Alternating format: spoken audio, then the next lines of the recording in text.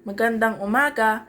Ang pag-uusapan natin ngayon ay tungkol sa paggawa ng pagkain. Mayroon akong inihanda na menu plan para sa buong araw. Ito ay para sa breakfast o umagahan, lunch o tanghalian, dinner o hapunan, at snack o merienda. Para sa breakfast ay banana with Nutella, pancake with honey and butter at hot chocolate. Para naman sa lunch ay mango, roasted chicken, chop suey, rice at water.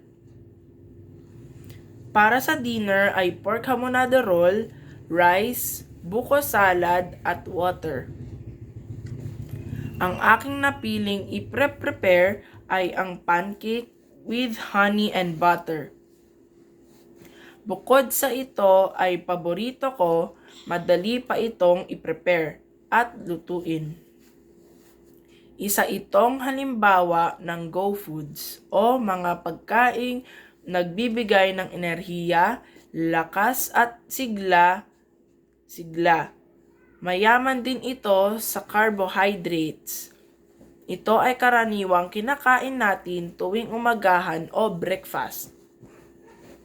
Ang ating mga kakailanganin o ingredients ay pancake mix, egg, water at oil.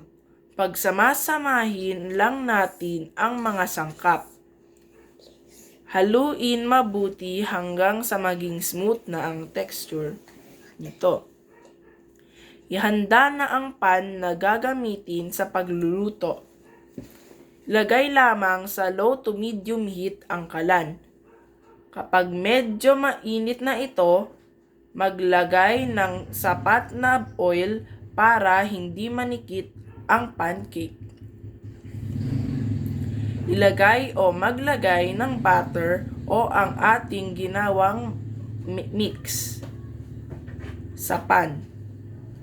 Ang dami ay depende sa kung gaanong laki ang gusto natin. Kapag dry na ito o may butas-butas na, baligtarin na ito at mag-antay ng ilang minuto bago ito tanggalin sa pan. Maaari na itong ihain at para sa akin ay nilalagyan ko ito ng honey at butter para mas lalo itong sumarap. Ang sumunod na aking ginawa ay ang banana with Nutella. Ang banana ay isang halimbawa ng Glow Foods. Mayaman ito sa potassium na kailangan ng ating katawan.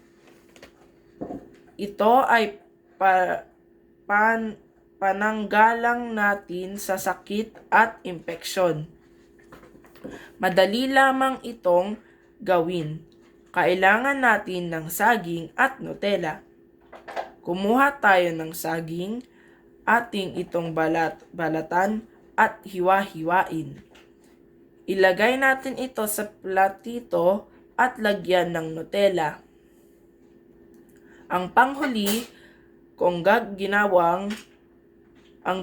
kong ginawa ay ang hot chocolate.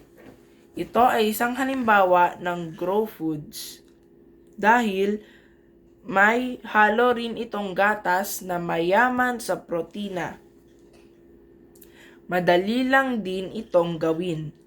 Kakailanganin natin ng mainit na tubig and chocolate at asukal. Dahan-dahan nating ibuhos ang mainit na tubig at haluin ito ng maayos.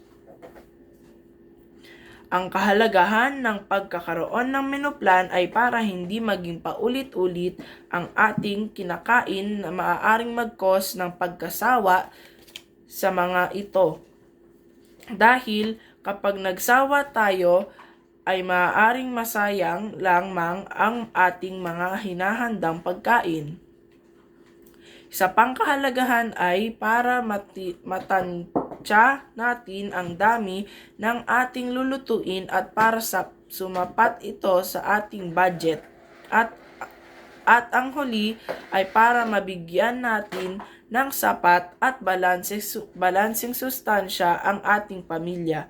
Hanggang dito na lang at sana ay nagustuhan ninyo ang aking video. Salamat!